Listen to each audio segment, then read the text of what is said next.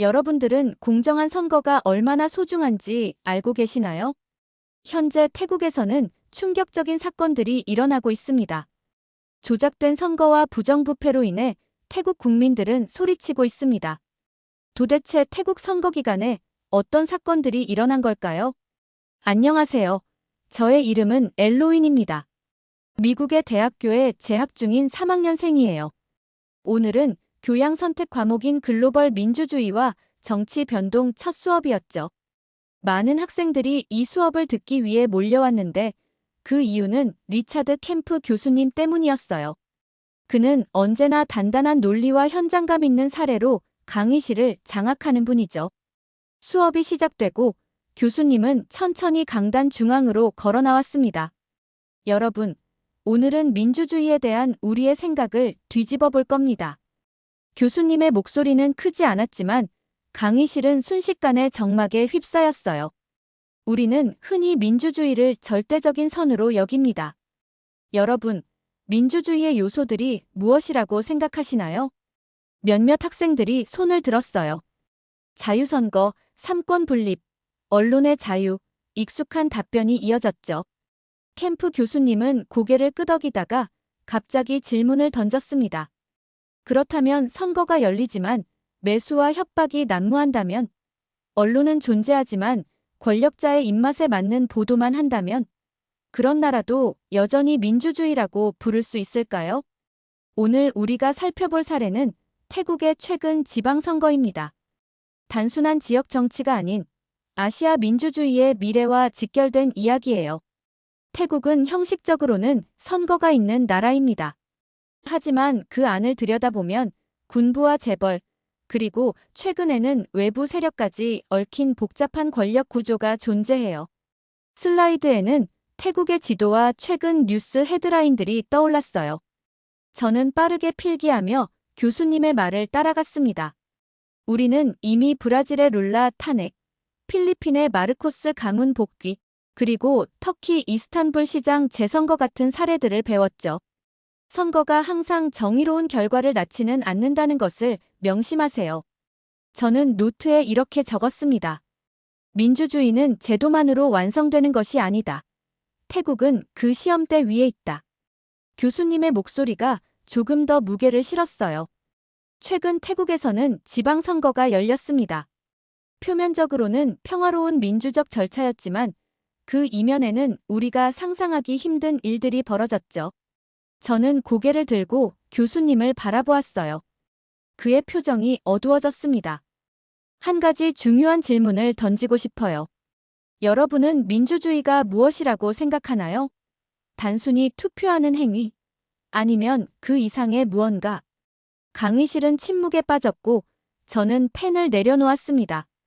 우리가 당연하게 여겨온 민주주의라는 개념이 이토록 취약할 수 있다니. 머릿속에는 질문들이 떠다녔어요. 민주주의의 위기는 멀리 있지 않다. 우리의 무관심 속에서 그것은 조용히 죽어간다. 교수님은 프로젝터 리모컨을 들고 다음 슬라이드로 넘어갔습니다. 화면에는 태국 지도를 배경으로 다양한 인물들의 얼굴이 마치 조직도처럼 연결되어 있었어요. 자, 이제 본격적으로 태국 사례를 들여다봅시다. 2025년 태국 선거관리위원회는 충격적인 발표를 했습니다. 무려 55명의 상원 의원이 선거 공모 혐의로 소환장을 받았다는 사실이에요. 저는 펜을 멈추고 놀라서 고개를 들었습니다. 55명이라니, 그것도 상원 의원들이요. 미국에서도 한두 명의 의원 스캔들이면 전국적인 뉴스가 되는데 이건 정말 엄청난 규모였어요. 이들은 상원 의원 선발 과정에서 서로 짜고 지명 추천을 했고 특정 정치 세력과 긴밀히 연계되어 있었습니다. 태국의 상원은 우리나라처럼 직접 선거로 뽑히지 않고 복잡한 간접 선출 방식을 사용하는데 이 과정이 조작되었다는 거죠. 슬라이드가 넘어가고 몇몇 인물들의 사진이 확대되었습니다. 교수님은 레이저 포인터로 하나씩 가리키며 설명을 이어갔어요. 예를 들면 이분은 크리앙크라이 스리락 장군입니다. 태국 군부의 실세죠. 그리고 이쪽은 하원 의장 몽콜 수라찻. 여기 부리람 지역의 상원 의원 수파차이 키티푸티쿨, 그리고 믿기 힘들겠지만 현직 경찰 고위 간부까지 이 공모에 연루되어 있었어요. 교실 내부에서 웅성거림이 시작되었습니다. 제 옆자리에 앉은 레리가 작게 중얼거렸어요. 이게 말이 돼? 저런 사람들이 어떻게 다 한통속이지? 저는 서둘러 노트에 메모했습니다. 상원은 독립된 입법기관이 아닌 정권의 연장선. 제 머릿속에서는 정치학 수업에서 배운 견제와 균형의 원칙이 무너지는 소리가 들리는 것 같았어요. 이 사태의 핵심은 바로 이들의 배후에 있습니다. 현 총리 패통탄 친나왓과 그의 아버지 탁신 친나왓입니다. 친나왓 가문은 오랜 시간 태국 정치에서 핵심적인 영향력을 행사해왔습니다. 탁신은 사업가 출신으로 총리가 되었다가 쿠데타로 물러났고 그의 여동생 잉락이 총리가 되었다가 역시 쿠데타로 물러났죠. 이제 그의 딸이 권력을 잡았습니다. 표면적으로는 민주화된 정부라고 주장하지만 실제로는 권력을 재생산하는 수단으로 선거를 이용하고 있어요. 워싱턴 왕조라도 되나? 누군가가 작게 농담을 던졌고 교실에서는 짧은 웃음이 터졌습니다. 하지만 저는 웃을 수 없었어요. 머릿속에서는 민주주의 왕조라는 모순된 단어가 맴돌았죠. 여러분, 이것은 단순히 태국의 문제가 아닙니다. 현대 민주주의의 위기를 보여주는 전형적인 사례예요. 겉으로는 민주적 절차를 따르지만 실제로는 권력자들이 제도를 조작하는 방식이죠. 이번에는 태국 헌법의 일부분이 화면에 나타났어요. 2017년 개정된 태국 헌법에 따르면 상원은 특별한 권한을 가집니다. 총리 선출에 하원과 동등한 투표권을 갖죠. 이것이 의미하는 바는 무엇일까요? 제임스라는 학생이 손을 들었습니다. 군부와 연계된 세력이 상원을 장악하면 사실상 총리 선출을 통제할 수 있다는 거 아닌가요? 정확합니다. 이것이 바로 합법적인 권력 장악의 방식입니다. 헌법과 법률을 교묘하게 이용해 민주적 가치를 훼손하는 거죠. 저는 이 대화를 들으며 미국의 민주주의에 대해서도 생각했습니다. 우리도 완벽하지 않죠. 선거자금 문제, 게리맨더링, 로비스트들의 영향력 하지만 적어도 이런 식의 노골적인 권력 남용은 견제할 수 있는 시스템이 있다고 믿어왔어요. 그런데 정말 그럴까요? 이제 더 충격적인 사실을 살펴보겠습니다. 이 선거에서는 투표 과정에서도 심각한 문제가 발생했습니다. 교수님은 새로운 슬라이드를 보여주었고 거기에는 태국의 한 투표소에서 찍은 사진이 있었습니다. 길게 줄을 선 사람들, 경찰들, 그리고 어떤 소동이 있었던 것처럼 보이는 장면이었어요. 지방선거 당일에 무슨 일이 있었는지 잘 보세요. 이제 태국 지방선거 당일에 벌어진 실제 상황을 살펴보겠습니다. 최근 태국 전역 76개 도에서 지방선거가 치러졌습니다. 수천 명의 후보가 출마했고 겉으로는 민주적인 축제의 장처럼 보였죠. 하지만 선거 당일의 분위기는 결코 평화롭지 않았습니다. 무력 협박, 불법 선거운동, 그리고 가장 충격적인 것은 공공연한 폭행까지 빈번하게 발생했다는 사실이에요. 슬라이드가 바뀌고 이번에는 태국 지도 위에 여러 지역이 붉은색으로 표시되었습니다. 각 지점마다 작은 메모가 있었는데 매표 의혹, 투표소 난동, 경찰 개입 거부 등의 내용이었어요. 가장 심각한 사건은 남부 송클라주에서 발생했습니다. 교수님은 지도에서 송클라 지역을 가리켰고 화면은 다시 한번 바뀌었습니다. 이번에는 병원 침대에 누워있는 사진과 신문기사 헤드라인이 보였어요. 투표소를 경비하던 경찰관 니사티트 콩탭 중위가 지방의원의 아들 일행에게 폭행당했습니다. 콩탭 중위는 투표소 안에서 불법으로 투표 과정을 사진 촬영하려던 이들을 제지했습니다. 그런데 오히려 그가 청소년 7명에게 집단 구타를 당했고 결국 병원에 실려가게 되었죠. 강의실에서 놀라움의 한숨이 새어나왔습니다. 저는 충격을 받았지만 동시에 의문이 들었어요. 경찰관이 청소년들에게 집단 구타를 당했다고? 그것도 공공장소에서? 저는 이해가 되지 않았죠. 어떻게 그런 일이 일어날 수 있죠? 사실 이 청소년들은 평범한 학생들이 아니었어요. 지역 유력 정치인의 아들과 그 친구들이었습니다.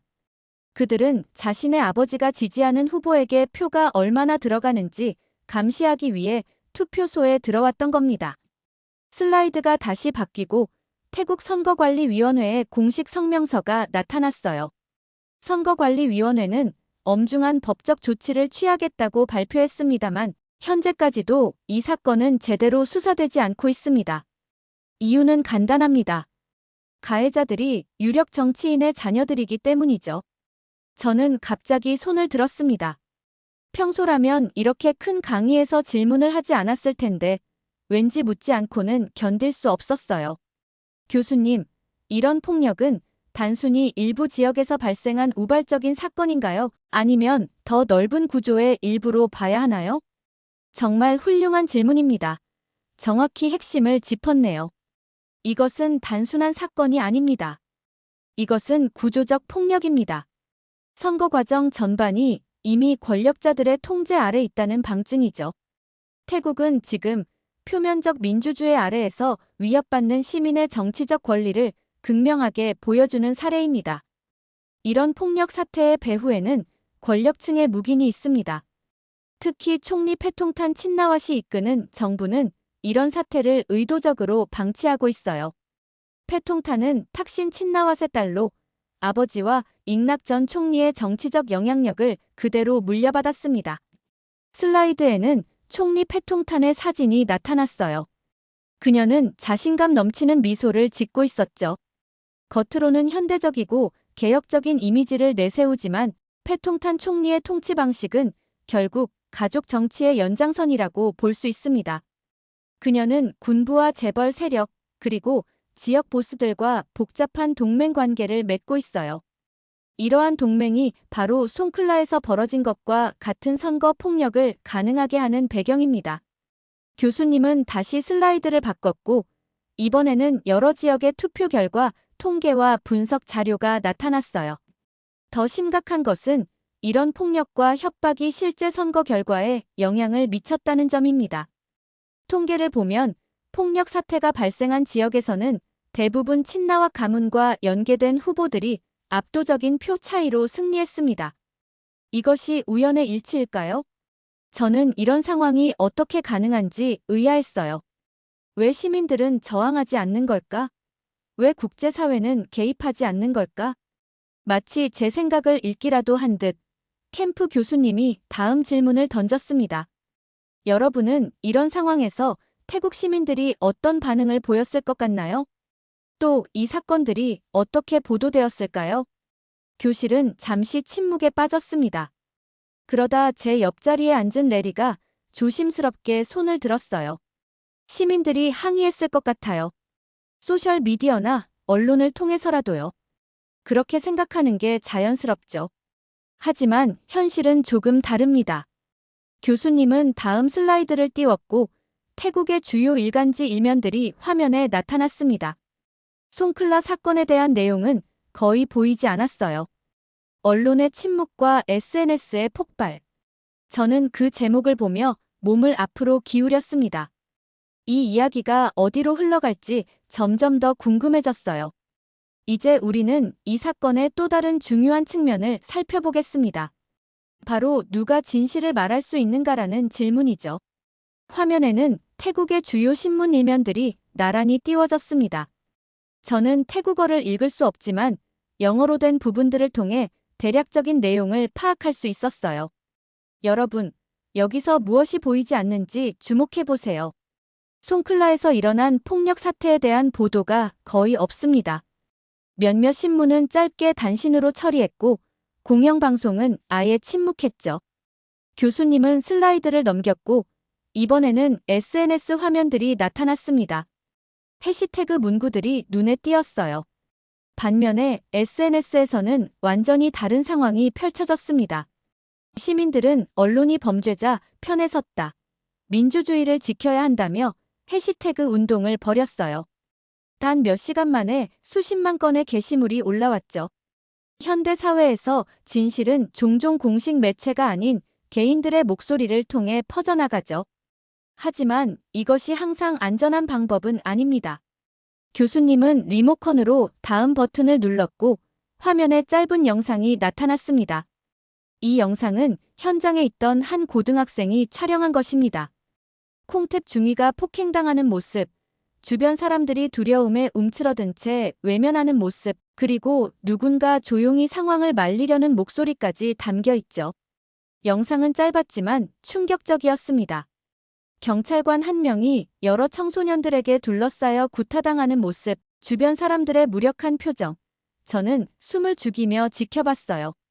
여러분, 이 장면은 국가 권력이 아니라 시민 개개인이 진실을 지키고 있다는 증거입니다.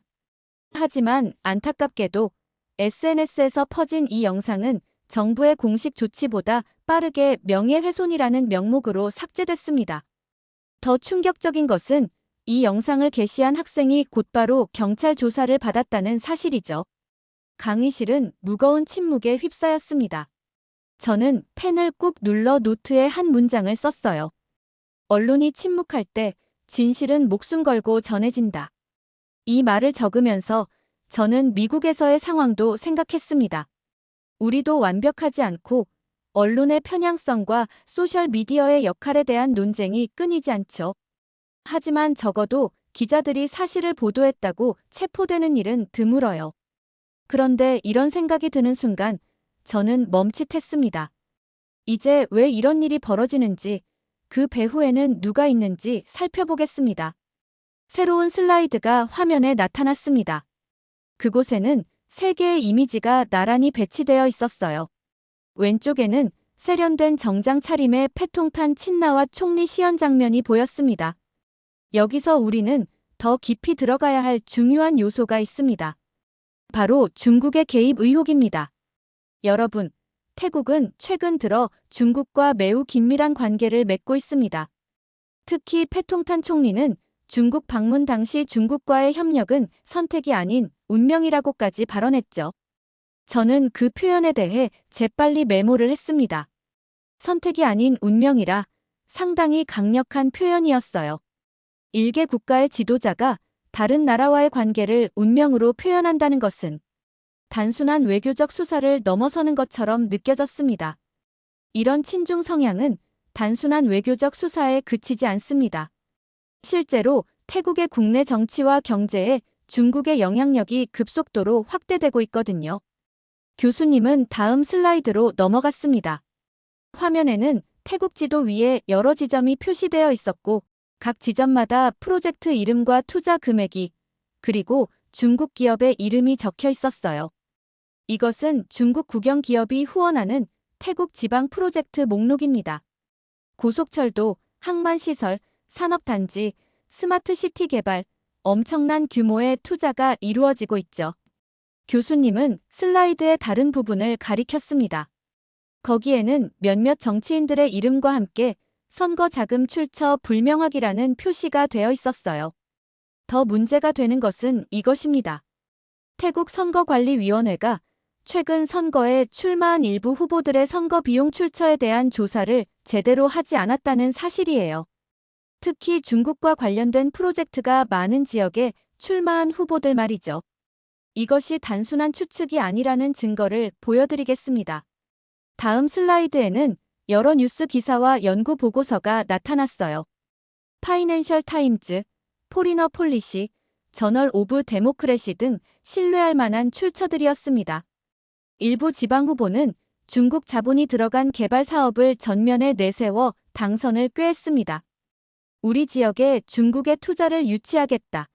중국과의 협력으로 일자리를 창출하겠다는 식의 공약이죠. 문제는 이들이 선거 직후 해당 지역의 개발권을 중국 기업에 몰아주는 방식으로 보은 정치를 한다는 점입니다. 더 나아가 일부 프로젝트는 태국의 주권을 약화시킬 수 있는 조항들을 포함하고 있어요. 교수님은 구체적인 사례를 보여주기 시작했습니다. 동부경제회랑 EC 개발 프로젝트, 창마이 스마트시티 프로젝트, 메콩강 유역 개발 사업. 각각의 사례에서 중국 기업들이 어떻게 특혜를 받았는지, 그리고 그것이 지역 정치와 어떻게 연결되어 있는지 설명했어요. 이것은 단순한 외국인 투자 유치가 아닙니다. 주권 침해와 정치적 예속으로 이어지는 위험한 흐름입니다. 민주주의를 파괴하는 건 내부 부패만이 아니라 외부 자본도 조종할 수 있습니다. 여러분, 중국은 이미 캄보디아, 라오스, 말레이시아에서 비슷한 방식으로 영향력을 확장해왔습니다. 이른바 부채 외교나 인프라 외교를 통해 해당 국가들의 정치적 의사결정에 영향을 미치는 방식이죠. 태국은 지금 그 모델의 다음 실험장이 되어가고 있습니다. 이 말에 학생 한 명이 손을 들었습니다. 교수님, 그렇다면 이것은 단순한 외국 투자가 아니라 일종의 신식민주의로 봐야 하나요? 많은 학자들이 이것을 부채 함정 외교나 디지털 실크로드라고 부르죠. 직접적인 군사 점령이나 식민 지배가 아닌 경제적 수단을 통한 영향력 확대입니다. 다른 학생이 또 질문했습니다. 그렇다면 태국 국민들은 이러한 상황을 어떻게 받아들이고 있나요? 일부 태국인들, 특히 도시의 젊은 층과 지식인들은 이런 상황에 비판적입니다. 하지만 중국의 투자로 직접적인 혜택을 받는 지역이나 계층에서는 오히려 환영하는 분위기가 있어요. 그리고 앞서 언급했듯이 언론이 이런 문제를 제대로 다루지 않기 때문에 많은 시민들이 상황의 심각성을 인식하지 못하고 있습니다. 저는 미국과 중국의 관계, 그리고 전 세계적인 패권 경쟁에 대해 생각하게 되었어요. 우리나라도 이런 영향력 경쟁에서 자유롭지 않을 텐데 어떻게 대응해야 할지 궁금했습니다. 교수님, 미국은 이런 상황에 어떻게 대응하고 있나요? 미국은 인도, 태평양 전략을 통해 이 지역에서의 영향력을 유지하려고 노력하고 있어요. 하지만 솔직히 말하자면 중국의 경제적 접근법에 비해 효과가 제한적인 상황입니다. 미국의 투자 규모는 중국에 비해 적고 더 많은 조건을 요구하기 때문이죠. 결국 우리가 여기서 목격하고 있는 것은 한 국가의 민주주의가 내부와 외부 요인의 복합적인 압력에 의해 어떻게 약화될 수 있는지를 보여주는 사례입니다. 선거라는 형식은 유지되지만 그 본질은 점점 더 훼손되고 있는 거죠. 저는 깊은 생각에 잠겼습니다. 민주주의란 무엇인가? 단순히 투표권을 가지는 것만으로 충분한가? 그리고 한 나라의 주권과 민주주의는 어떻게 보호될 수 있는가? 캠프 교수님은 잠시 강단에서 벗어나 강의실 뒤편 창가로 걸어갔어요. 여러분, 오늘 우리는 태국의 사례를 통해 현대 민주주의가 직면한 위기를 살펴보았습니다. 그런데 이 이야기의 핵심은 무엇일까요? 민주주의란 단지 선거를 치르는 것이 아닙니다. 그것은 정보를 알 권리 불이에 맞설 용기, 그리고 공정한 경쟁이 가능한 제도를 의미합니다. 지금 태국에서는 그 모든 것들이 시험대에 올랐습니다. 법과 제도가 무너질 때 그 자리를 돈과 권력이 차지합니다. 이 수업을 듣는 여러분이 반드시 기억해야 할 교훈이죠. 교수님은 마지막 슬라이드를 띄웠습니다. 그곳에는 단 한 문장이 적혀 있었어요. 민주주의는 그것을 위해 싸우는 사람들의 것이다. 저는 펜을 내려놓고 마지막 문장을 적었습니다. 선거가 있는 나라가 아니라 정의가 살아있는 나라가 진짜 민주주의 국가다. 갑자기 종소리가 울렸고 학생들이 천천히 자리에서 일어났어요. 하지만 캠프 교수님은 마지막 한마디를 덧붙였습니다. 다음 시간에는 자유 언론이 민주주의를 지키는 방식을 다루겠습니다. 그 전에 오늘 이야기한 태국 사례를 개인 에세이로 정리해 오세요. 주제는 하나입니다. 민주주의는 누구의 것인가? 모두가 서둘러 가방을 챙기는 동안 저는 잠시 자리에 앉아 오늘 수업 내용을 곱씹어 보았어요. 태국의 사례가 갑자기 제게 더 이상 먼 나라의 이야기로 느껴지지 않았습니다. 비록 다른 형태일지라도 민주주의의 위기는 어디에나 존재할 수 있다는 생각이 들었어요. 책가방을 메며 저는 작게 중얼거렸습니다. 이젠 더 이상 남의 이야기가 아니야. 강의실을 나서면서 저는 다음 과제를 어떻게 써야 할지 이미 구상하기 시작했습니다. 이것은 단순한 에세이가 아니라 제가 민주주의에 대해 진지하게 고민하는 첫 번째 걸음이 될 것 같았으니까요. 이렇게 태국의 선거에서 부정투표와 각종 폭행 사건까지 생긴 사연 어떻게 들으셨나요? 태국은 입헌군주제 민주주의지만 이렇게 심각한 상황으로 흘러간다는 사실에 놀라게 되었습니다. 또 중국의 영향력이 점점 더 확대되는 태국을 생각하니 공포감이 생기게 되었습니다. 여러분들의 의견은 어떠신가요? 다양한 의견을 댓글을 통해 공유해주세요. 긴 영상 시청해주셔서 감사드리고 영상 재미있으셨다면 구독과 좋아요 부탁드립니다. 관광대국으로 불리던 태국이 충격에 빠졌습니다. 한국을 비롯한 외국 관광객들이 사라지자 태국은 처음으로 0%라는 굴욕을 당했는데요. 도대체 태국 정부의 선택은 무엇이었고 왜 0%까지 추락했을까요? 안녕하세요. 저는 보스턴 대학교 국제관광학과 3학년에 재학 중인 안나입니다. 저는 어릴 때부터 여행을 좋아해서 관광학을 전공하게 되었고 특히 아시아 관광 시장에 관심이 많답니다. 오늘은 제가 들었던 글로벌 관광 트렌드 수업 중 태국의 관광 산업에 관한 내용을 공유해 드릴게요. 자, 여러분. 세계에서 관광객이 가장 많이 방문하는 나라가 어디인지 아시나요? 월러스 교수님의 질문에 저희 반 학생들이 하나둘씩 손을 들었어요. 프랑스요? 이탈리아 아닐까요? 일본 같은 아시아 국가들도 있지 않을까요? 저도 손을 들고 대답했죠. 태국이 상위권에 있을 것 같아요. 특히 코로나 이후 급격히 회복되었다고 들었습니다. 교수님이 밝게 웃으며 고개를 끄덕이셨어요. 안나가 아주 좋은 포인트를 짚었군요. 오늘은 바로 그 태국의 2023년 관광산업 황금기에 대해 알아보겠습니다. 교수님은 프로젝터를 켜시고 화면에 다양한 통계 자료를 띄우셨어요.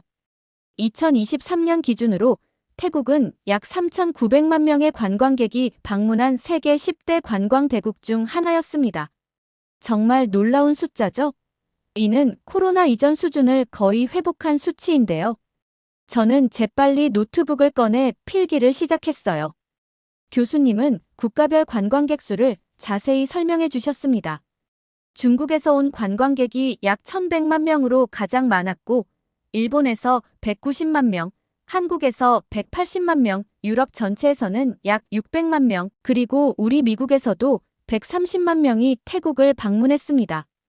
여러분, 이 숫자가 의미하는 바가 무엇일까요? 저는 손을 들고 말했어요. 아시아 국가들, 특히 중국의 비중이 매우 높다는 것을 알 수 있습니다. 그만큼 지리적 접근성이 중요한 요소인 것 같아요. 맞아요, 안나.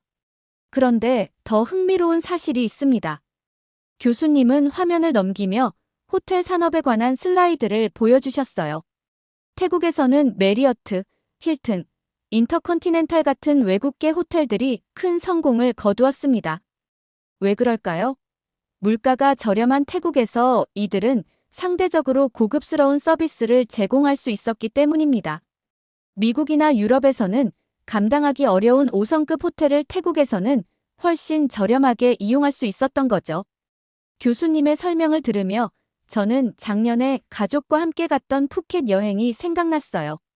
정말 고급스러운 리조트였는데 미국 가격의 3분의 1 정도였으니까요. 그리고 특별히 주목할 만한 사실이 있습니다.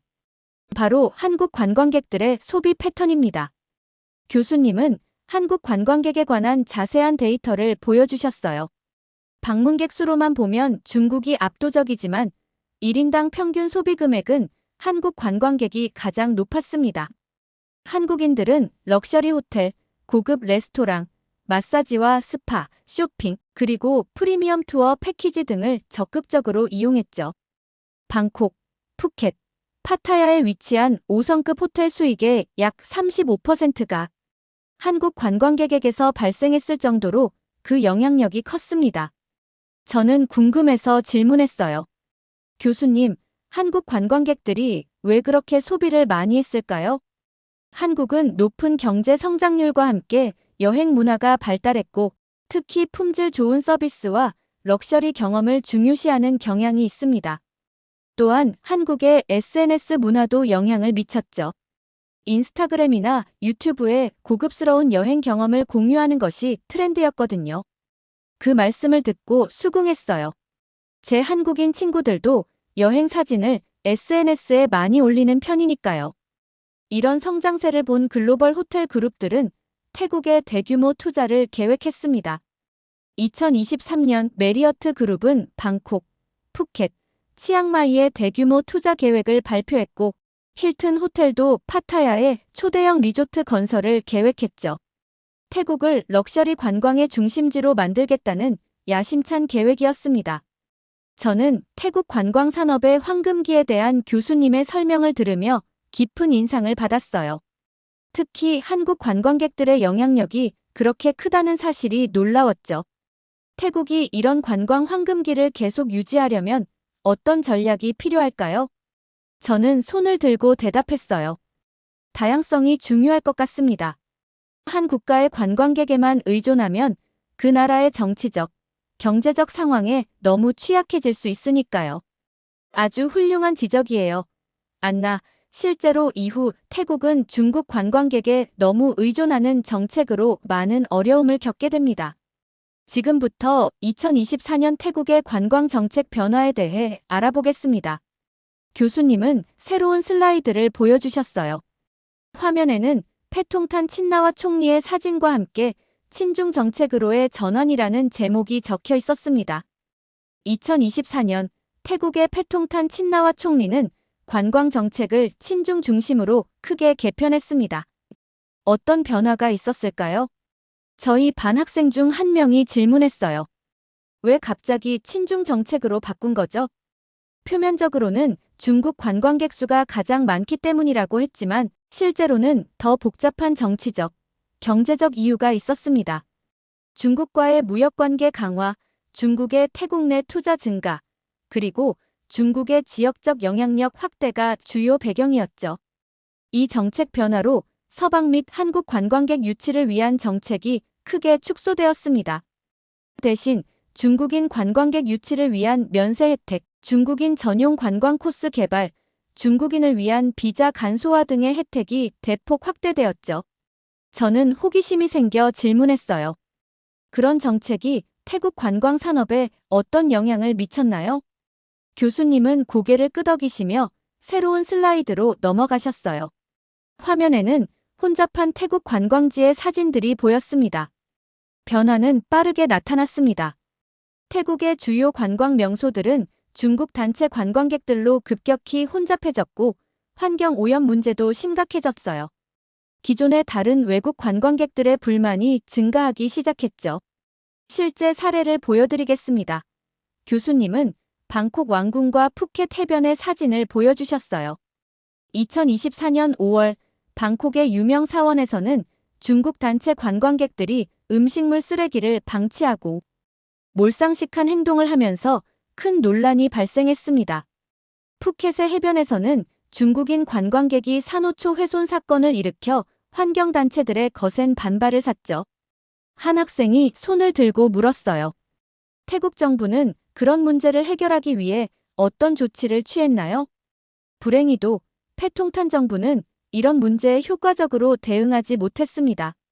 오히려 중국 관광객들을 더 많이 유치하는 데 집중했죠.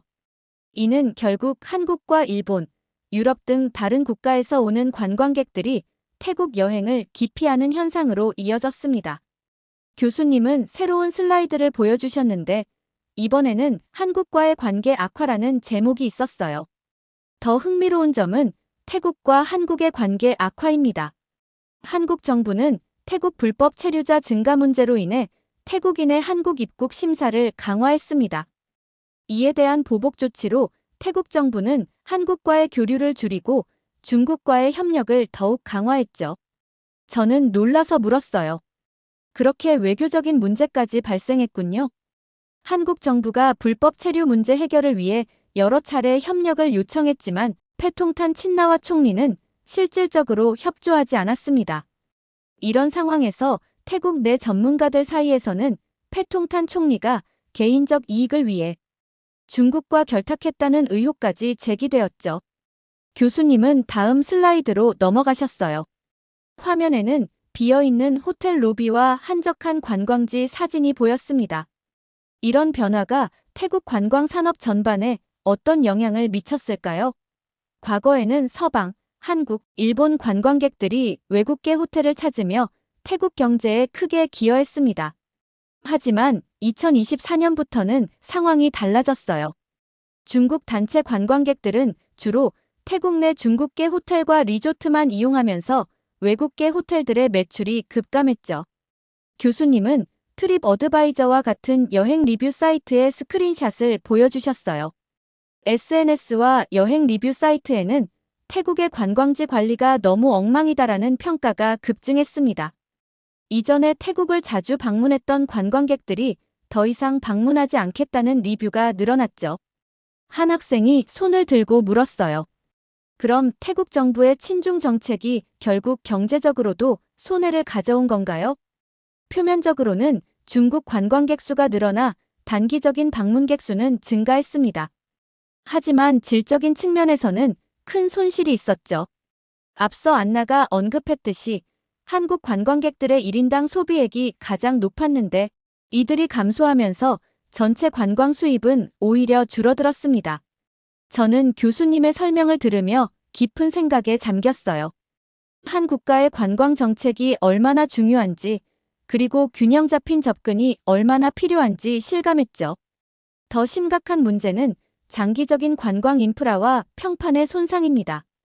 태국은 오랜 기간 미소의 나라, 친절한 서비스의 나라로 알려져 왔습니다.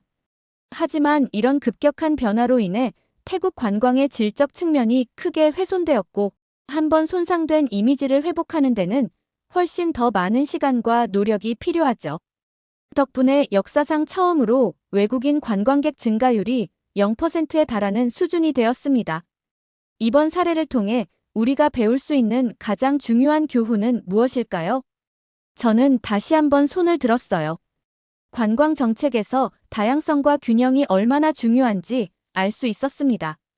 단기적인 이익을 위해 한 국가에 너무 의존하는 정책은 장기적으로 관광 산업 전체를 위험에 빠뜨릴 수 있다는 것을 보여주는 사례인 것 같아요.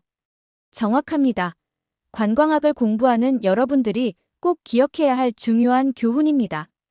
베트남, 말레이시아, 인도네시아 같은 국가들은 태국의 실수를 교훈 삼아 더 균형 잡힌 관광 정책을 펼치고 있습니다.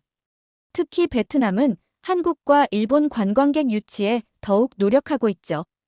교수님은 다음 슬라이드로 넘어가셨어요. 화면에는 외국계 호텔들의 위기라는 제목과 함께 그래프가 나타났습니다. 그래프는 방콕, 푸켓, 파타야의 주요 외국계 호텔들의 객실 점유율 하락을 보여주고 있었어요. 이제 패통탄 정부의 친중 정책이 태국 관광 산업의 핵심 축이었던 외국계 호텔들에게 어떤 영향을 미쳤는지 살펴보겠습니다. 2024년 중반부터 메리어트, 힐튼, 인터컨티넨탈 등 글로벌 호텔 체인들의 객실 점유율이 급격히 하락했습니다.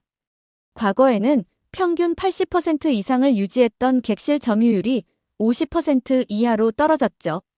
이런 급격한 하락은 호텔 운영에 있어 손익분기점을 밑도는 수준입니다. 호텔 산업에서는 보통 60에서 65% 정도의 객실 점유율이 손익분기점으로 여겨지거든요. 교수님은 다음 슬라이드로 넘어가셨어요. 이번에는 태국 주요 도시의 호텔 지도가 보였는데 빨간색으로 표시된 부분이 꽤 많았습니다. 방콕, 푸켓, 파타야의 외국계 호텔들이 연이어 구조조정을 발표했습니다. 빨간색으로 표시된 곳은 이미 문을 닫았거나 운영을 축소한 호텔들입니다. 방콕에서만 15개의 5성급 호텔이 직원을 30% 이상 감축했고, 푸켓에서는 7개의 유명 리조트가 영업을 중단했습니다. 한 학생이 손을 들고 질문했어요. 왜 이렇게 갑자기 무너진 건가요? 무엇보다 주요 고객층인 한국, 일본, 유럽, 미국 관광객들이 급감했기 때문입니다. 특히 한국 관광객들은 5성급 호텔을 주로 이용했고 1인당 소비액도 높았죠. 중국 관광객들은 수는 많았지만 대부분 중국계 호텔과 리조트를 이용했기 때문에 외국계 호텔들에게는 도움이 되지 않았습니다. 교수님은 태국 호텔 협회의 성명서를 화면에 띄우셨어요.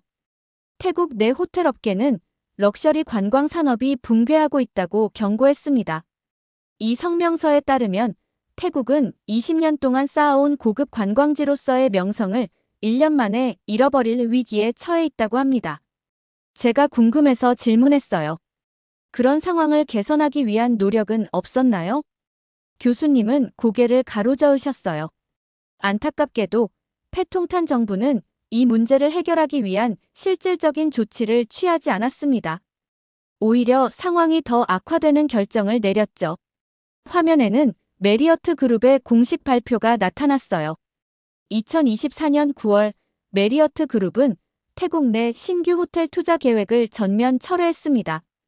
이전에 방콕, 푸켓, 치앙마이에 대규모 리조트와 호텔을 건설할 계획이었는데 변화된 관광 환경과 불확실한 미래 전망을 이유로 투자를 취소한 것이죠.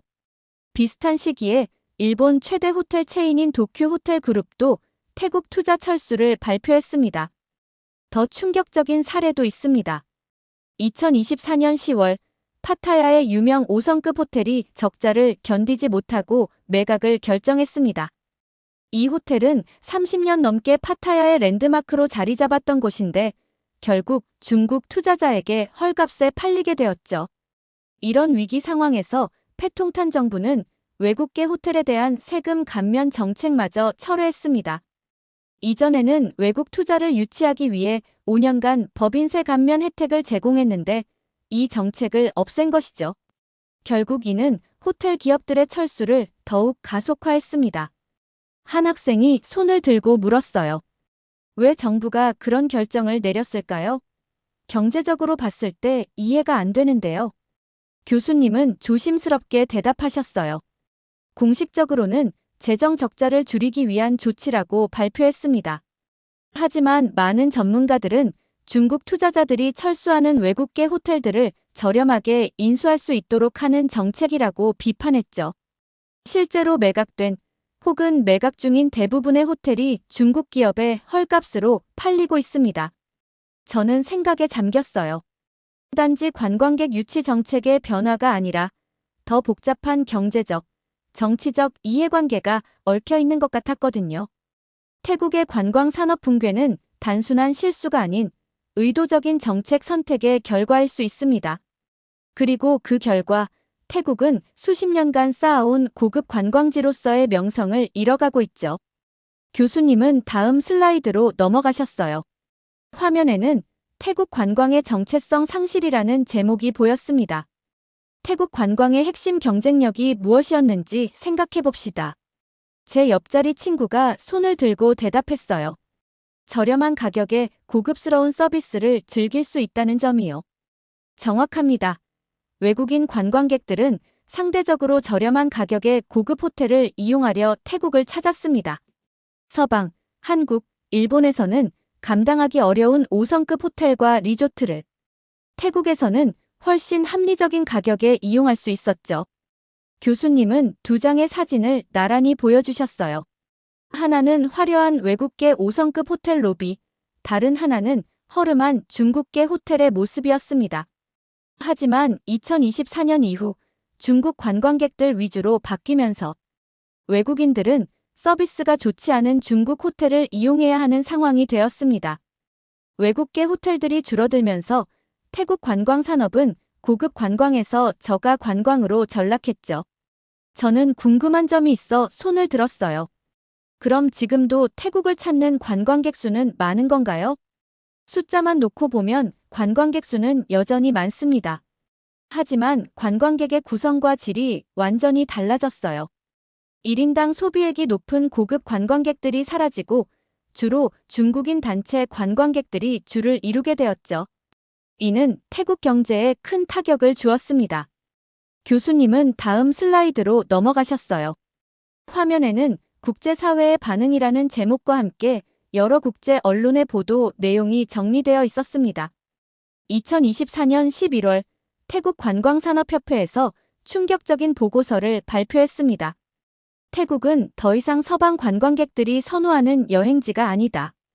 이 보고서는 국제사회에 큰 반향을 일으켰죠.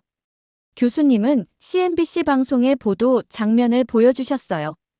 태국 관광대국에서 관광위기 국가로 전락이라는 제목의 특별 보도였습니다. 세계적인 언론들이 태국의 급격한 몰락에 주목했어요. 한 학생이 질문했어요. 다른 아시아 국가들은 어떤 반응을 보였나요? 아시아 국가들, 특히 한국과 일본의 반응도 주목할 만했습니다. 한국과 일본의 주요 여행사들은 태국 패키지 상품을 대폭 축소했어요. 그리고 대신 베트남과 인도네시아 여행 상품을 확대했죠. 실제로 2024년 4분기부터 한국인의 베트남 방문객 수가 태국 방문객 수를 처음으로 추월했습니다. 저는 이 내용을 열심히 필기하며 동남아시아 관광 시장의 역학관계가 어떻게 변화하고 있는지 깊이 생각했어요. 태국 내부에서도 비판의 목소리가 커졌습니다. 태국 내 관광 전문가들은 태국 정부의 친중 정책이 장기적으로 관광 산업을 망치고 있다며 비판했습니다. 특히 전직 관광부 장관들이 공개적으로 패통탄 정부를 비판하는 서한을 발표하기도 했죠. 교수님은 마지막 슬라이드로 넘어가셨어요. 화면에는 태국 관광의 미래는? 이라는 질문이 적혀 있었습니다. 태국이 다시 관광대국으로 돌아갈 수 있을까요? 이는 매우 어려운 질문입니다. 한번 무너진 관광 인프라와 명성을 회복하는 것은 새로 구축하는 것보다 훨씬 어렵습니다. 태국이 다시 과거의 영광을 되찾기 위해서는 근본적인 정책 변화와 함께 서방, 한국, 일본 등 다양한 국가의 관광객들을 다시 유치하기 위한 노력이 필요할 것입니다. 교수님은 잠시 멈추시고 교실을 둘러보셨어요. 모든 학생들이 집중하고 있었죠. 오늘 우리가 배운 태국의 사례를 정리해 볼게요. 태국의 친중 정책은 단기적으로 중국 관광객 증가라는 효과를 가져왔습니다. 그러나 장기적으로는 관광 산업의 다양성을 잃고 외국 투자까지 감소하는 결과를 낳았죠. 교수님은 태국 관광 산업의 변화를 보여주는 그래프를 가리키셨어요. 현재 태국은 중국 자본에 의존하는 관광 구조를 가지게 되었으며 글로벌 호텔 체인들의 철수로 관광 경쟁력이 급격히 저하된 상황입니다. 일단 무너진 고급 관광 인프라는 쉽게 복구되지 않습니다.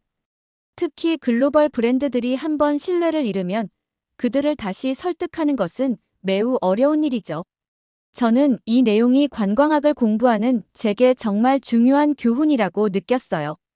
정부의 정책 결정이 얼마나 큰 영향을 미치는지 실감할 수 있었거든요. 태국이 과거의 명성을 되찾기 위해서는 무엇보다 관광객 다변화 정책이 필수적입니다.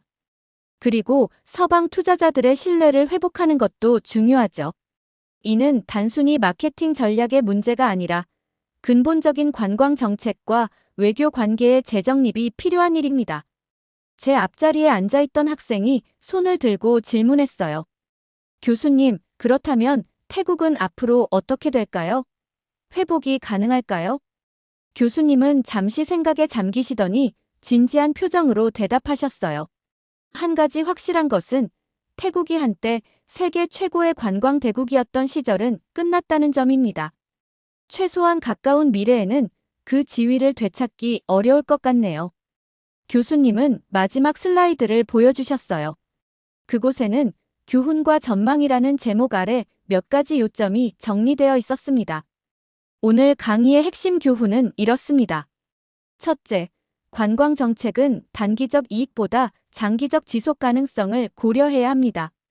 둘째, 특정 국가에 과도하게 의존하는 전략은 위험합니다. 셋째, 고급 관광 인프라와 명성은 구축하는 데 오랜 시간이 걸리지만 무너지는 것은 순식간입니다. 강의가 끝나고 교실을 나오면서 저는 오늘 배운 내용을 깊이 생각했어요. 관광학과 학생으로서 태국의 사례는 제게 관광 산업의 복잡성과 취약성을 생생하게 보여주었습니다. 언젠가 제가 관광 정책이나 호텔 경영에 관련된 일을 하게 된다면 오늘 배운 교훈을 꼭 기억해야겠다고 다짐했어요. 그리고 한 가지 더 깨달은 점은 관광 산업이 얼마나 빠르게 변화할 수 있는지였어요. 불과 1, 2년 만에 세계적인 관광 대국이 몰락할 수 있다는 사실이 놀라웠죠. 이는 관광 산업에서 일하고자 하는 저에게 항상 변화에 대비하고 다양성과 균형의 중요성을 명심해야 한다는 교훈을 주었습니다. 이렇게 한국과의 관계가 악화되자 중국과 손을 잡은 태국에 대한 사연 어떻게 들으셨나요? 반한 감정 때문에 중국과 협력을 하자 세계적으로 관광 대국인 태국이 이렇게 쉽게 무너질 수 있다는 사실에 놀랐습니다. 그리고 중국의 유입으로 인해 고급 호텔들마저 투자를 철수한다는 사실에 다른 동남아시아 국가를 가야겠다는 생각이 들었습니다. 여러분들의 의견은 어떠신가요? 다양한 의견을 댓글을 통해 공유해주세요. 긴 영상 시청해주셔서 감사드리고 영상 재미있으셨다면 구독과 좋아요 부탁드립니다. 현재 해외 관광객 중 한국가가 한국 제품들을 쓸어가는 현상이 생기고 있습니다. 이들은 자국에서 더 이상 구할 수 없는 한국 제품을 팔며 어마어마한 수익을 챙기고 있는데요. 한국 제품을 세계적으로 구하기 쉬운 지금 시점에서 도대체 어느 국가가 한국 제품에 이렇게 집착하는 걸까요? 안녕하세요. 저는 도쿄신문의 특파원 기자 하루카입니다. 28살의 여성 기자로 주로 아시아 각국의 사회 문화 분야를 담당하고 있습니다. 2년 전 신입 기자로 입사한 이후 이번이 제 첫 장기 해외 취재입니다. 태국에 도착한 것은 10월의 무더운 날이었습니다. 방콕의 수완나품 공항에 내리자마자 습한 공기가 저를 반겼죠. 일본의 선선한 가을 날씨와는 너무나도 다른 기후에 순간 당황했습니다. 하지만 이곳에서 3개월간 지내며 태국의 현지 상황을 취재해야 한다는 사명감으로 저는 이 낯선 날씨도 금방 익숙해질 거라 다짐했습니다.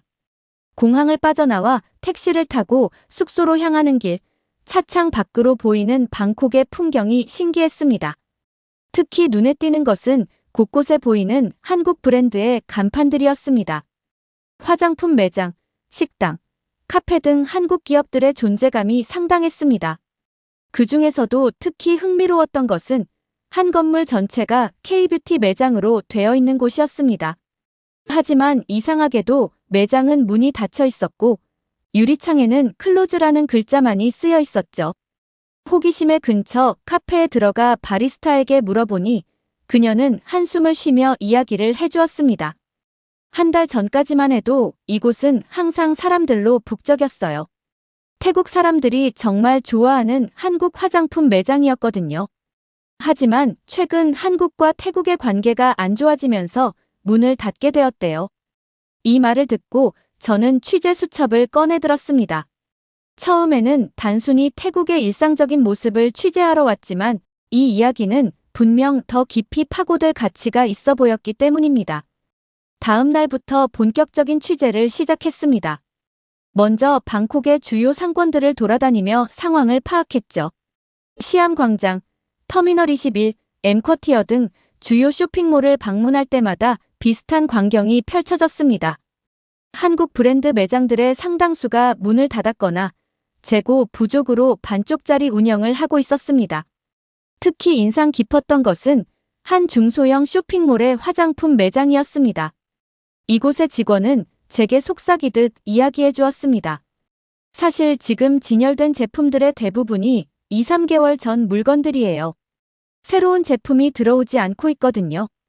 태국 세관이 한국 제품들의 통관을 까다롭게 하고 있다고 해요.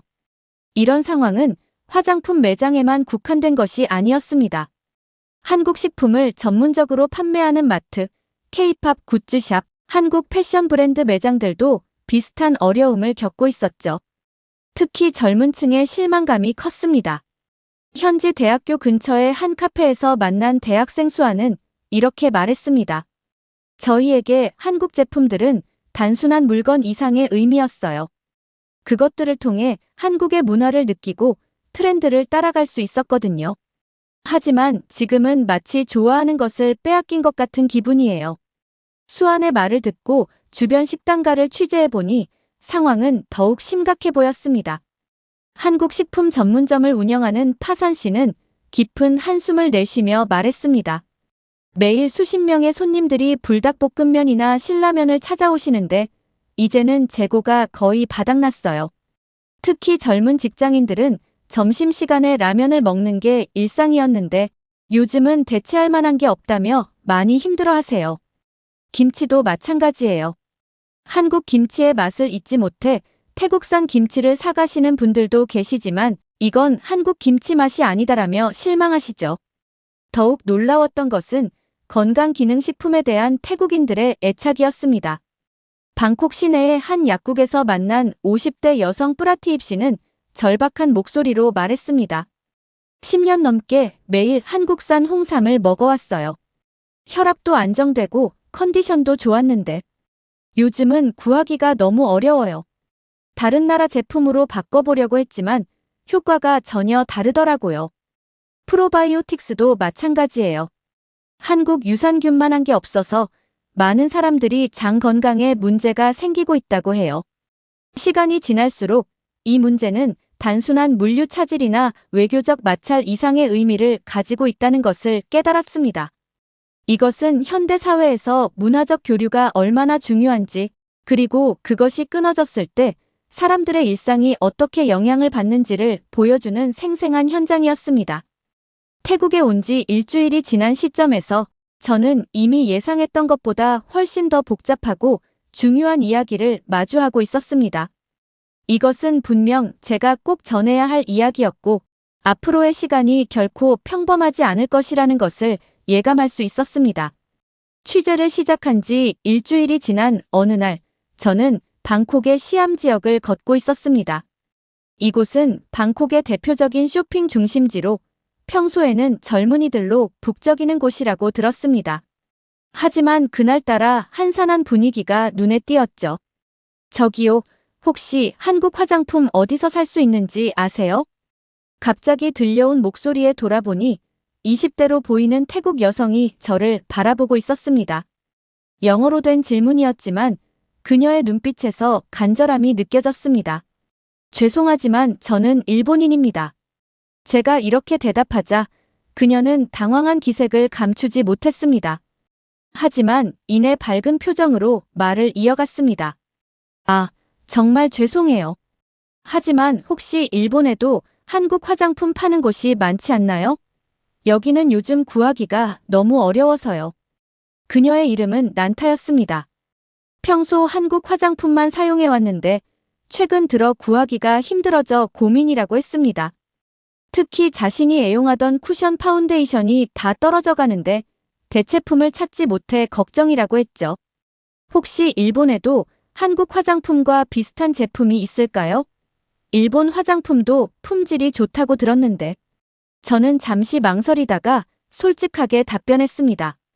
사실, 저도 한국 화장품을 사용하고 있어요. 일본에도 좋은 제품들이 많지만 개인적으로는 한국의 쿠션 파운데이션이나 립 제품들이 더 잘 맞더라고요. 도쿄에서도 많은 사람들이 한국 화장품을 찾아요. 특히 20, 30대 여성들 사이에서는 한국 브랜드가 정말 인기가 많답니다. 그녀는 제 말을 듣고 씁쓸한 미소를 지었습니다. 역시 그렇군요. 일본처럼 자국 브랜드가 훌륭한 나라에서도 한국 화장품을 선호한다니 왜 우리나라에서는 이렇게 구하기 어려워졌을까요? 이 대화를 통해 저는 한국 제품이 태국인들의 일상에 얼마나 깊이 자리 잡고 있는지 다시 한번 실감할 수 있었습니다. 이런 일은 그날 이후로도 자주 반복되었습니다. 거리를 걷다가 카페에 앉아 있다가 심지어 택시를 타고 이동할 때도 비슷한 질문을 받았습니다. 제가 동양인이라는 이유만으로 많은 태국인들이 저를 한국인으로 오해했기 때문입니다. 취재를 위해 현지 미용실을 방문했을 때도 비슷한 상황이 벌어졌습니다.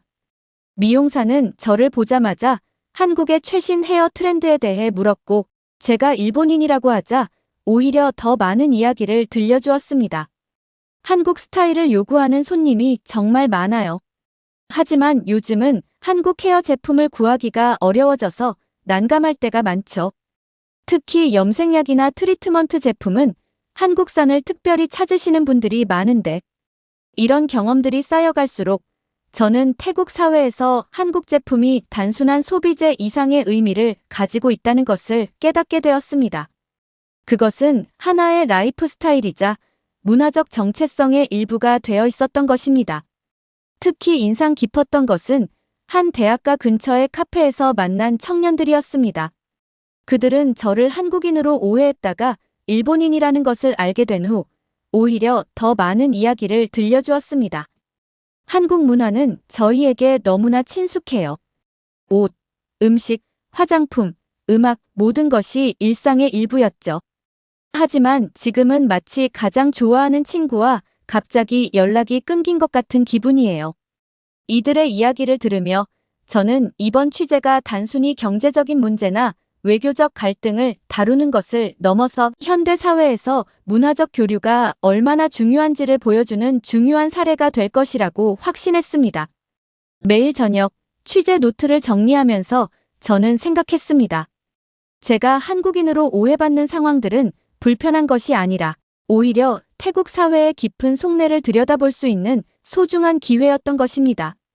그리고 이런 오해들이 쌓여갈수록 저는 이 이야기를 더 깊이 있게 취재해야겠다는 결심을 하게 되었습니다. 취재를 진행하면서 가장 충격적이었던 것은 태국 시장에 넘쳐나는 가짜 한국 제품들이었습니다. 방콕의 한 시장을 둘러보던 중 저는 익숙한 한국 브랜드의 로고가 붙은 제품들을 발견했습니다. 하지만 자세히 살펴보니 뭔가 이상했죠. 이건 완전히 짝퉁이에요. 현지 소비자 단체에서 일하는 수파펀 씨가 말했습니다. 그녀는 태국 시장에 유통되는 가짜 한국 제품들을 모니터링하는 일을 하고 있었습니다. 태국의 일부 기업들이 한국 제품과 비슷한 디자인과 포장을 사용해서 소비자들을 속이고 있어요. 특히 라면이나 과자 같은 식품들이 심각해요. 한글로 브랜드명을 써놓고 마치 한국 제품인 것처럼 속이는 거죠. 수파펀 씨의 사무실에는 이런 위조 제품들이 진열되어 있었습니다. 한국의 유명 화장품 브랜드를 그대로 베낀 듯한 패키지, 한글처럼 보이는 글자를 아무렇게나 써넣은 과자 봉지, 심지어는 한국 연예인의 사진을 무단으로 사용한 제품들까지 있었습니다. 최근에는 홍삼 제품을 모방한 케이스가 많이 적발되고 있어요. 태국 사람들이 한국산 홍삼을 신뢰하다 보니 이를 노리는 거죠. 하지만 안에 들어있는 성분은 전혀 다른 경우가 많아요.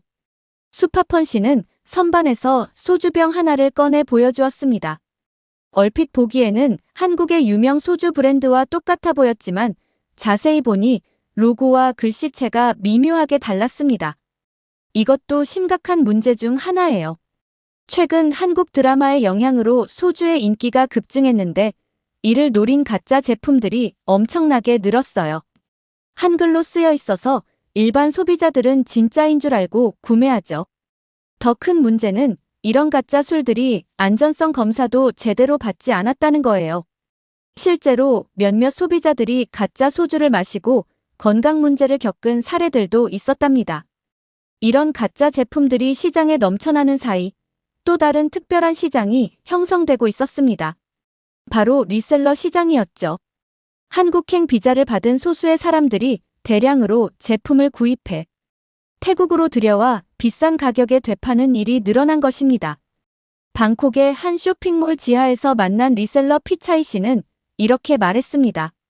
한국의 입국 심사가 강화되면서 저처럼 한국에 친척이나 지인이 있는 사람들은 오히려 기회가 생겼어요. 입국 심사에 필요한 서류들을 꼼꼼히 준비하고 한국 지인의 초청장까지 받아서 한 달에 한두 번은 꼭 가려. 매번 캐리어 가득 화장품과 식품을 사와서 SNS로 판매하는데 관세와 운송비를 포함해도 충분히 남는 장사예요. 재미있는 건 이제는 관광도 즐기면서 돈을 벌 수 있다는 거예요. 명동이나 동대문에서 쇼핑하고 남은 시간에는 관광도 하고 한 번 다녀오면 여행 경비는 물론이고 최소 3배는 더 벌어요. 덕분에 저는 취미로 여행도 하고 돈도 벌고 일석이조죠. 하지만 이런 리셀러들도 최근에는 어려움을 겪고 있었습니다. 태국 세관이 개인 여행객의 물품 반입을 더욱 엄격하게 단속하기 시작했기 때문입니다. 수완나품 공항의 한 세관 직원은 익명을 요청하며 이야기했습니다. 요즘은 한국발 비행기가 도착하면 특별 검사를 실시해요. 개인 사용 목적을 넘어서는 물량이 적발되면 과태료를 부과하고 있죠. 특히 화장품이나 식품류는 더욱 엄격하게 검사합니다. 태국의 면세 반입 한도는 2만 바트, 한화로 약 80만 원 정도예요. 하지만 요즘 한국발 입국자들은 이를 훨씬 초과하는 물건들을 들고 오죠. 특히 화장품은 개인 사용 목적으로 두세 세트만 허용되는데 캐리어 가득 담아오는 경우가 많아요. 그래서 한국발 비행기가 도착하면 특별 검사를 실시하고 있습니다. 세관 직원의 말에 따르면 최근에는 더욱 교묘한 수법들이 등장하고 있다고 합니다. 일부 여행객들은 제품의 택을 모두 제거하고 포장을 뜯어서 마치 사용하던 물건인 것처럼 위장해요. 심지어 화장품 케이스에 조금씩 사용한 흔적을 내기도 하죠. 하지만 저희도 이미 이런 수법들을 잘 알고 있어서 여러 개의 같은 제품이 발견되면 바로 적발됩니다. 실제로 제가 공항에서 목격한 한 사례는 충격적이었습니다. 30대로 보이는 한 여성이 세관 검사대에서 발각되어 울먹이며 설명하는 모습이었죠.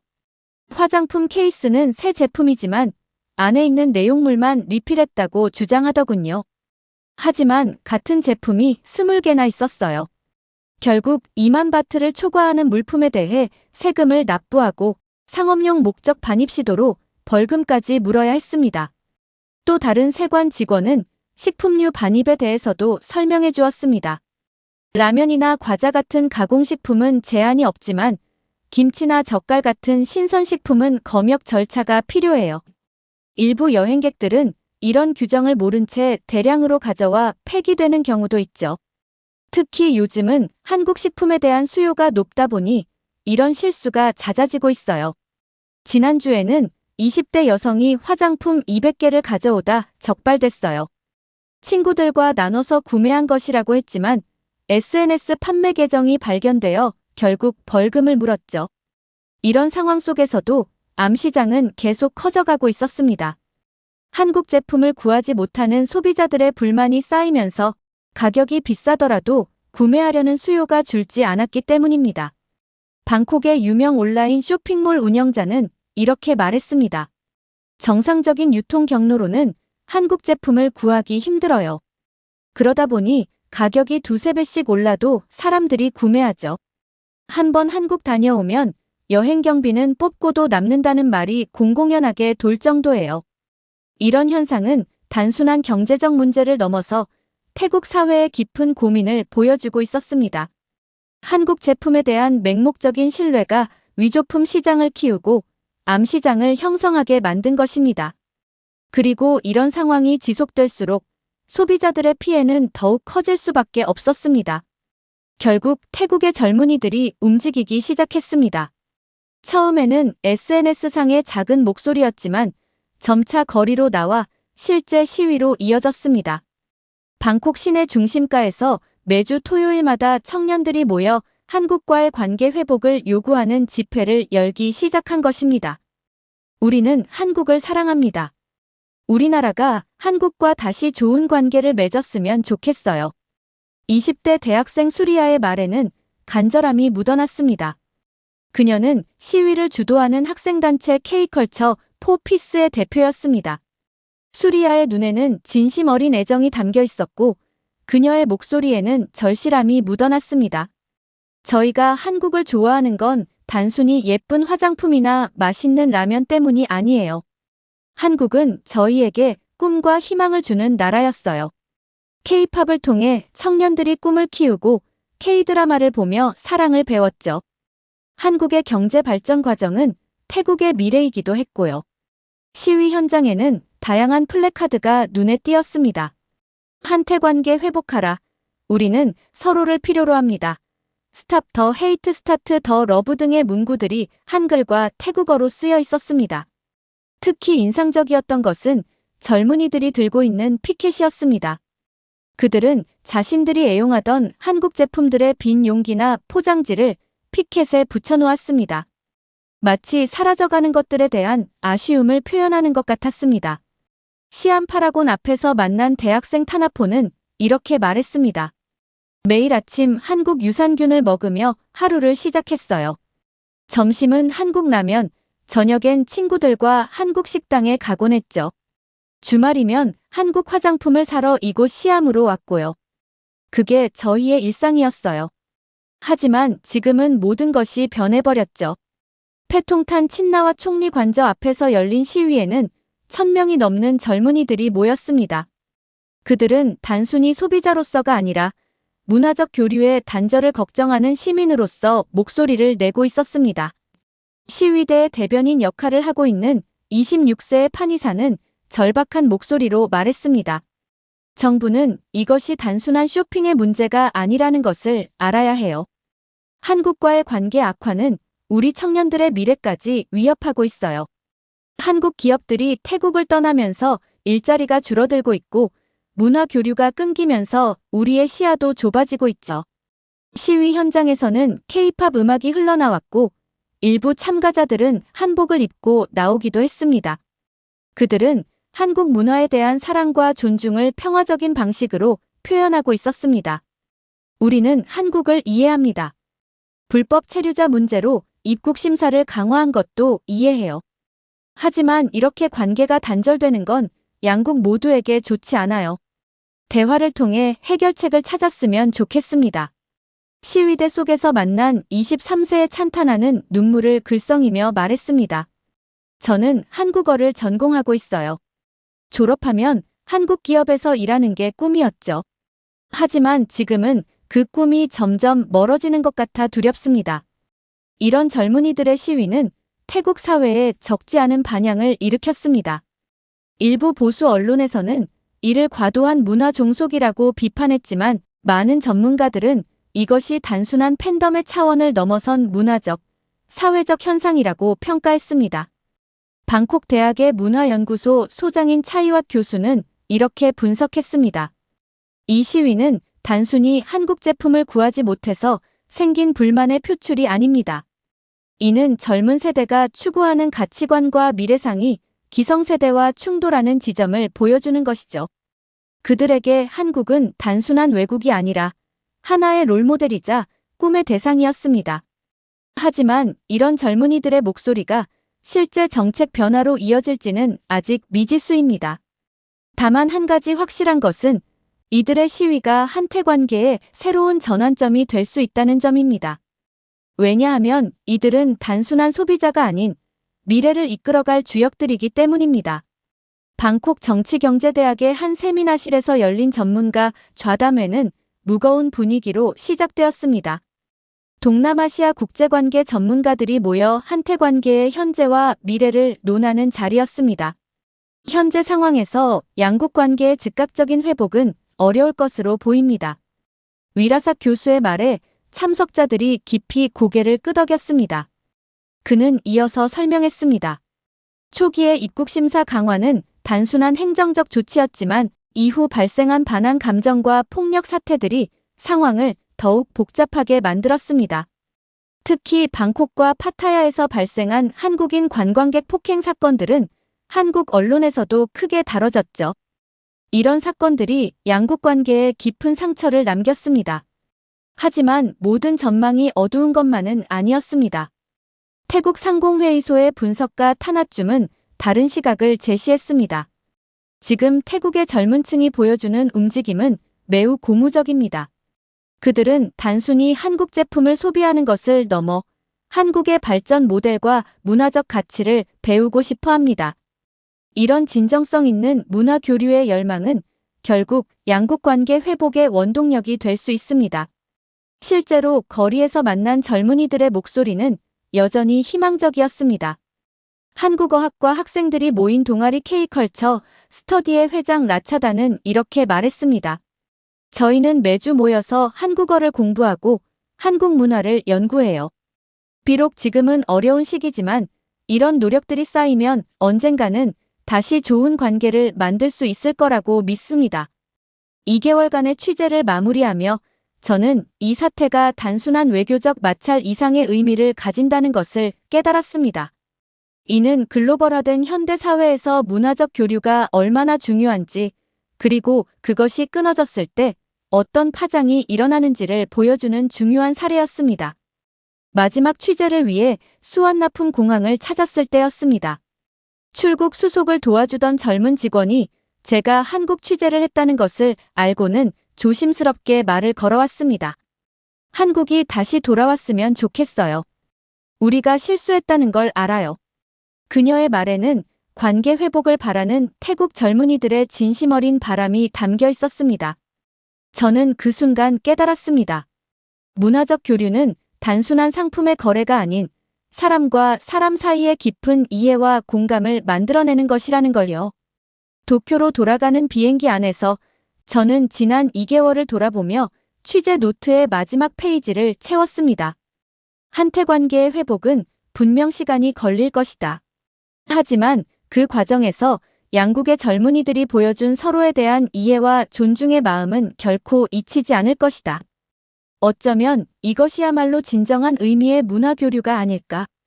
상처는 곧 치유될 것이고 그때 양국의 관계는 더욱 단단해질 것이다.